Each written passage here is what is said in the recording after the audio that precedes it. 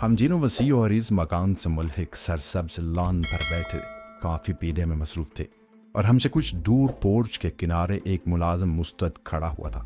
क्या हम में से किसी को किसी चीज़ की ज़रूरत हो तो फौरी तौर पर फरमाइश की तकमील कर सके। पोर्च में आगे पीछे हम तीनों की गाड़ियाँ मौजूद थी। हमारे अलावा वहाँ मुलाजमीन भी मौजूद थे, लेकिन उसके बावजूद पूरी इमारत पर एक पुरहोल सन्नाटा तारी था जो हमेशा से जीवा हाउस का तुर्राई इंचार्ज रहा था। लेकिन उस वक्त वो सन्नाटा मुझे काट रहा था। कोई अजनबी वहां आ जाता तो उसे सबसे पहले यही एहसास होता कि उस इमारत में कोई संगीन वारदात रूनमा हो चुकी है या होने वाली है, और आने वाले लम्हों की उस दहशत ने इमारत के बासियों से खुशी की हर उमंग छीन ली है। बाकायदा इजलास न होता तो अस्काश का एक दूर जरूर चलता। मैंने माहौल के बोझलपन को दूर करने के लिए दावत आमेज लहजे में कहा, नहीं बाबा। तारिक बुकला कर बोला, जहांगीर डिसिप्लिन के मामले में बहुत सख्त है, उसे शुबा भी हो गया तो बस बिफर ही जाएगा। नादर ने अपनी वेस्ट वॉच पर निगाह डाली और बेद की कुर्सी में पहलू बदलते हुए उलझन अवेद लहजे में बोला, पता नहीं वो कहाँ रह गया, 6 बजने वाले हैं, ना 1 मिनट आगे न पीछे, वो वक्त का पाबंद है, ठीक 6 बजे ही आएगा। तारिक ने गैर इरादी तौर पर अपनी वेस्ट वॉच पर निगाह डालते हुए कहा, अभी तो 2 मिनट बाकी है। मैं तारिक की तरफ मुतवज्जा हो गया और चंद सानियों तक पुरख्याल अंदाज में उसकी आंखों में देखते रहने के बाद बोला, मेरा ख्याल है वो हमसे भागता है, हमारे साथ कम से कम वक्त गुजारने की कोशिश करता है। मेरा भी यही ख्याल है, तारिक ने इतराफ किया। वो हमसे अलग थलग रहने की कोशिश करता है, शायद इसलिए कि वो हमारा सरबराह है। सरबराह होने से पहले वो हमारा दोस्त हुआ करता था। मैंने उन्हें याद दिलाया, लेकिन अब यारी दोस्ती को वो बिल्कुल फरामोश कर बैठा है। मेरा बस चले तो उसे हल्की सी सरजंश से जरूर करो ताकि उसे माजी के रिश्ते याद आ जाए। सरजंश? नादर खान यूं हंसा जैसे मैंने कोई अहमकाना बात कह दी हो, मगर किस मिना पर? महज इसलिए कि इजलासों में वो ऐन वक्त पर पहुंचता है, हमसे गपशप में वक्त पर बात नहीं करता और मीटिंग खत्म होती वापस चला जाता है। मुश्किल यही है। तारिक गहरा सांस देकर बोला, उसका रवैया हमें जरूर छुपता है, लेकिन उसकी किसी कोताही की निशानदेही नहीं की जा सकती। हम उसके बारे में सिर्फ उसी कदर जानते हैं जितना काम की हद तक हमारे सामने आता है। हो सकता है उसके सर पर और भी बहुत सी फिक्रें सवार रहती हुई। एन उसी वक्त स्यारन की एक दमकती हुई सैलून कार खुले हुए फाटक में दाखिल हुई और पोर्च में पहले से मौजूद गाड़ियों के पीछे रुक गई। मेरे साथ उन दोनों ने भी बया वक्त अपनी जस्ट वाज पर निगाहें डाली और उनके चेहरों पर मायूसी फैल गई, क्योंकि जहांगीर रवायत के मुताबिक बर वक्त पहुंचा था।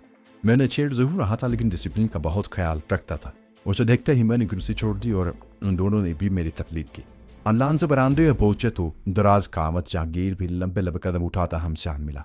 हेलो एवरीबॉडी, उसने हाथ लहरा कर खुशदिली से कहा। वो दोनों इखलाकन मुस्कुराए और मैंने दिल पर जबर करके होंठों को गदरे फैला दिया। उसकी तरफ से बड़ेपन का इजहार मुझे हमेशा से खुलता था। वो हम में से था। बुरे दिनों में हम चारों हमनवाला हम प्याला रहे थे, लेकिन हमसे अपने अहकामात की तामील कराते कराते वो खुद सरसा हो गया था, जैसे पैदाइशी तौर पर वो हम पर मुसल्लत रहा हो। इमारत के दाखिली दरवाजे पर 2 कवि उलजुस्सा और मजबूत आदमी मुजस्मों की तरह इस्तादा थे। उनके हाथ जेबों में थे जो वादियो नजर ही में फूली हुई और वजनदार महसूस हो रही थी, लेकिन हम में से किसी के लिए वो नई नहीं थी। लिहाजा हम सब उनके करीब से गुजर कर उस पुरशकू इमारत में दाखिल हो गए। दाखिली हाल में जहांगीर हमसे आगे हो लिया, जैसे हमारे लिए वो इमारत अजनबी रही हो। मैंने दिल ही दिन में उसे एक तंदी सी खाली दी, लेकिन अमला में एक मजबूर मुख्तदी की तरह उसके पीछे नादर और तारक के साथ चलता हुआ चंद राहदारियों से गुजरने के बाद जीवा हाउस के उस मखसूस कमरे पर पहुंच गया, जहां एक बड़ी सी मेज के गिर्द सिर्फ 4 ही कुर्सियां पड़ी हुई थी। सबकी नशिस्तें मखसूस थी, लिहाजा हर एक ने किसी तकल्लुफ या एहतमाम के बगैर अपनी जगह संभाली। तुम्हारी वजह से यह इजलास 1.5 मिनट की ताखीर से शुरू हो रहा है। अपनी नशिस्त संभालने के बाद मैंने अपनी दस्तवाज देखते हुए संजीदगी से जहांगीर को मुखातब किया। मुझे जताने की जरूरत नहीं डैडी, उसका लहजा खुश्क और संजीदा था। 6 बजे मैं यहाँ पहुँचना था और मैं बर वक्त आ गया था। इजलास की इब्तिदा या इंतहा के बारे में किसी को मुझे बताने की जरूरत नहीं, मैं अपनी जिम्मेदारियां खूब जानता हूँ। उसका जवाब जरूरत से ज्यादा तलब था, लेकिन वो जो कुछ कह रहा था बज़ाहिर दुरुस्त ही था। मुझे मजबूरन खामोशी इख्तियार करना पड़ी और मैं अपनी जेब टटोल कर अपने दिल को तसल्ली देने में मसरूफ हो गया। कमरे की फिजा पर सुकूत तारी रहा। नादर और तारिस जहांगीर की तरफ देख नहीं थे और वो बेपरवाही के साथ सिगरेट स्वीकारने में मसरूफ था। कुछ अरसे से हमारी सरगर्मियां मुसलसल रोबा जवाल है। जहांगीर ने सिगरेट का गहरा कच लेकर धुआं फिजा में बखेरते हुए कहा। उसका अंदाज ऐसा था जैसे एक एक लफ्ज सोच कर बोल रहा हो। मेरा जी चाहा कि खुलकर उस इजलास का मकसद बयान करके उसका भरम तोड़ दूं, लेकिन मेरे लिए अपने ही बनाए हुए उस हिसार को तोड़ना मुमकिन नहीं था, क्योंकि जिन मामलात के लिए मुझे एक नया मिशन सौंपा गया था, उस मिशन में मुझे एज ए वर्कर और कभी लीडर काम करना था।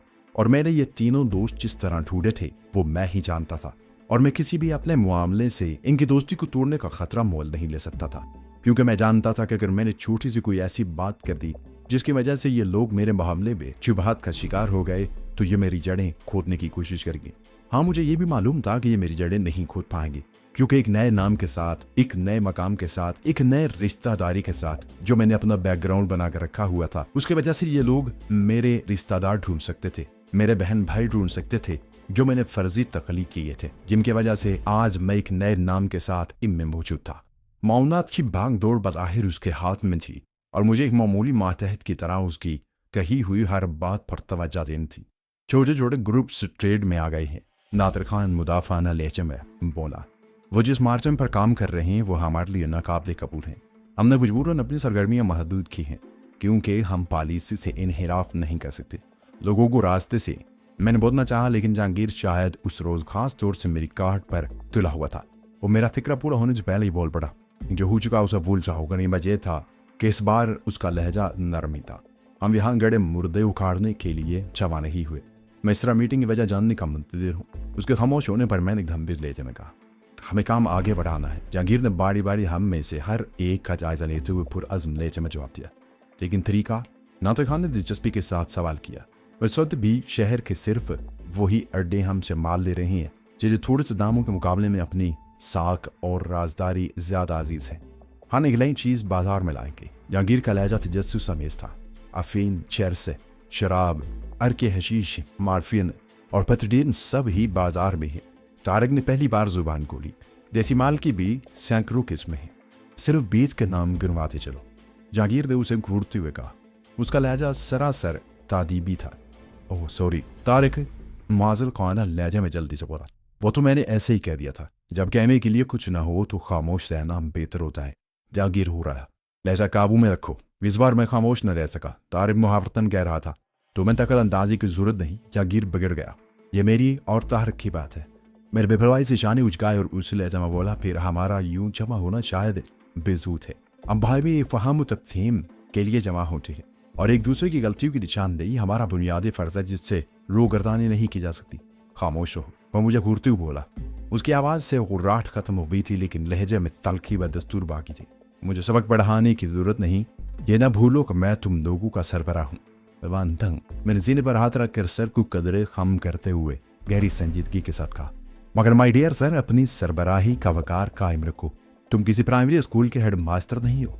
बिजनेस मीटिंग में हमें जिम्मेदारी के साथ हिस्सा लेना चाहिए। उसे कहते तवक्कुफ के बाद धीमी आवाज में कहा, बेतौल बातें वक्त पर बात करती है। हमें से कोई भी दानिस्ता वक्त ज़ाया नहीं करता। मैंने भी मुसालिहाना लहजा इख्तियार कर लिया। असल बात यह है कि जब हम एक दूसरे की नीयत पर एतमाद करते हैं तो हमें आपस में तंज और तजहीक का रवैया इख्तियार नहीं करना चाहिए। छोड़ दो यार। तारक मुझसे मुखातब होकर बोला, छोटी छोटी बातों की तो अब आदत सी हो गई है। मैं किसी की बात का बुरा नहीं मानता। मैं भी झगड़ा नहीं कर रहा। मैंने आहिस्ता से कहा, तो बहुत फराग दिल हो, तुम्हें कोई बात पूरी नहीं लगती, लेकिन मुझे या नादर को बुरा महसूस हो सकता है। मैं पहले भी कई बार जुबान खोलते खोलते खामोश रह गया। हमने बायमी एतमाद की फिजा बरसों में कायम किया और मैं इसे बरकरार देखना चाहता हूँ। गोया ग्रुप का सारा दर्द तुम्हारे जिक्र में है। जहांगीर गुस्से के बावजूद बेबसी के साथ हंस पड़ा। मैं मामलात को बिगाड़ रहा हूँ। यह मनसब मेरे पास भी रहा है। मैंने उसे याद दिलाया। मैं जो कुछ कहता हूँ नेक नीति के साथ कहता हूँ।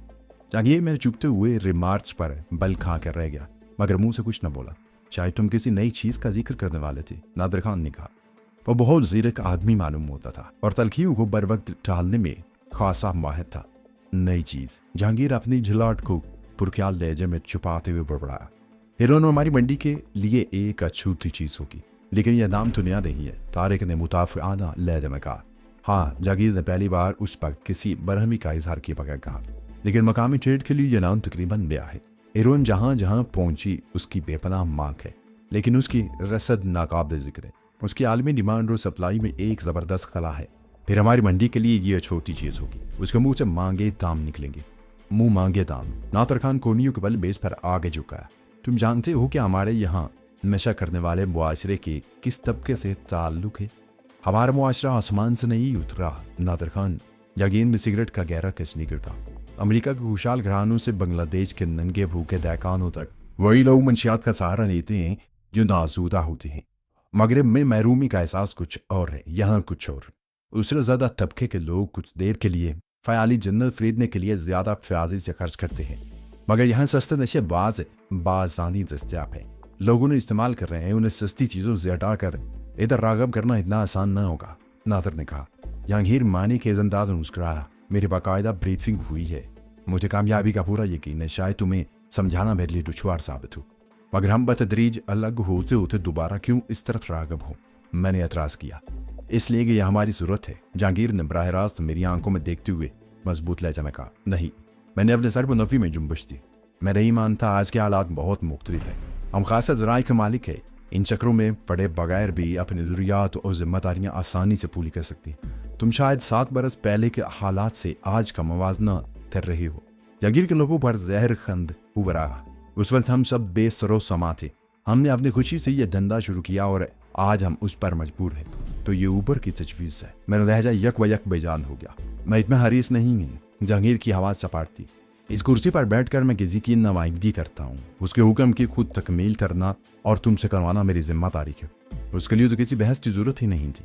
मेरी आवाज़ में शिकस्त बेबसी के असरात से मिटाई और मैं किसी कुर्सी की पुष्टगाह से टिक गया। उसके लिए तो किसी बहस की जरूरत ही नहीं थी। मेरी आवाज़ में शिकस्त और बेबसी के असरात से मिटाई और मैं कुर्सी के पुष्टगाह से टिक गया। गलती तो तुम तीनों की है कि मेरी बात पूरी होने से पहले अपने एतराज़ात ले बैठे। जागीर के लहजे में थोड़ा सा गरूर से मिटाया। हमें यहाँ हीरोइन की मार्केट पैदा करनी है। टारगेट क्या है? नादर खान ने सवाल किया। 3 करोड़ सालाना खालिस मुनाफा देना है, और वो भी फिलहाल। जागीर ने एक एक लफ्ज़ पर जोर देकर साफ आवाज में कहा। तीनों के मुंह से तहय्युर आमेज आवाज़ें निकल पड़ी। अस्ताक में जो कुछ मौजूद है उसे फौरन तलब कर दो। जागीर कहता रहा। मेरे पास सैंपल आ गए हैं। 1000 पैकेट मार्केट में खलबली मचा देंगे। अस्ताक ओने पोने बेच दिया जाए। नादर खान ने सवाल किया। मैं शायद इसीलिए तुम लोगों का सरबराह बनाया गया हूँ कि इतनी बात मैं बगैर किसी वजाहत के समझ गया था। जागीर हंसकर बोला। मुझे मालूम है कि तुम्हारे पास खासा स्टॉक है। तुम नाक के सामने देखते हो, लेकिन ऊपर वाले लंबी मनसूबाबंदी करते हैं। हम लोग मार्केट में माल नहीं देंगे तो दूसरों को कमाने का मौका मिलेगा। कहत में दाम बढ़ा देंगे, डाक बुखला जाएंगे और कूद तोड़ तलाश करेंगे। उधर तुम्हारे आदमी मुफ्त और सस्ते दामों सैंपल लेकर निकल पड़ेंगे। उन्हें हर तरफ हाथों हाथ लिया जाएगा। तजुर्बा बताता है कि ह्यूमन नए आदमी को 6-7 दिन में और पुराने नशाबाज को महज 4 दिन में अपना आदि बना लेती है, और उस वक्त तक हमारे पास कमर्शियल लाट आ चुकी होगी जिसे बाजार में हाथों हाथ लिया जाएगा। तारिक तहसीन अमेज लहजे में बोला। माल हाथ खींच कर दिया जाएगा। जहांगीर धीमी आवाज में बोला। एक दफ़ा मार्केट पैदा हो जाए तो हर एक माल मांगेगा, मगर हमें दामों को अपनी सतह पर ले जाना है। मुश्किल ये है कि एक्सपोर्टरों से हमें राब्ता कायम करने की इजाज़त नहीं, वरना हम चरस का स्टॉक ज़ाया करने के बजाय उन्हें फरोख्त कर सकते हैं। वाले नुकसान से भी बचाएंगे और मकामी मार्केट बहरान की जद में आएगी। सांप भी मर जाएगा और लाठी भी सलामत रहेगी। नादर खान उस शरी नुकसान से हर सूरत में बचना चाह रहा था। ऊपर वाले माल वापस लेकर खुद भी उसकी बैरूनी मुल्क निकासी का बंदोबस्त कर सकते थे, मगर वहां से बराह रास्त कोई और हुक्म मिला है।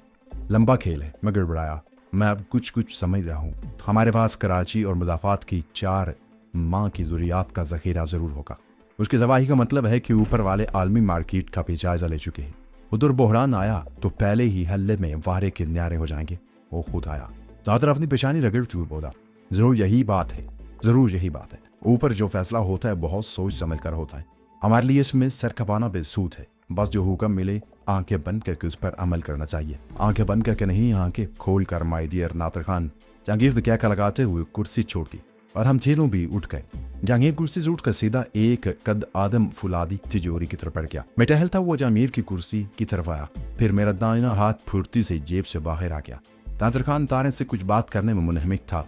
वो दोनों कुछ इस तरह खड़े थे कि उनकी तवज्जो मेरी तरफ नहीं थी, और जहांगीर हमारी तरफ पुष्ट किए तिजोरी खोलने में मसरूफ था।